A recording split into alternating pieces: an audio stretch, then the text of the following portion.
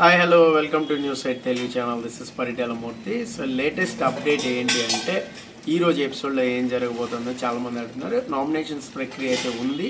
So అదేంటి అనేది త్వరలోనే అప్డేట్ అనేది చెప్తా. ప్రస్తుతం అయితే ఒక బ్రిక్ టాస్క్ అనేది జరిగింది. ఆ బ్రిక్స్ టాస్క్లో యష్మి గౌడ విన్నర్గా నిలిచింది. అలాగే మీకు వేరే టాస్క్ కూడా జరిగింది, పట్టుకొని చూద్దామని. ఒక రోప్స్ని పట్టుకున్నారు, మీరు ప్రోమోలో చూసారు ఆల్రెడీ.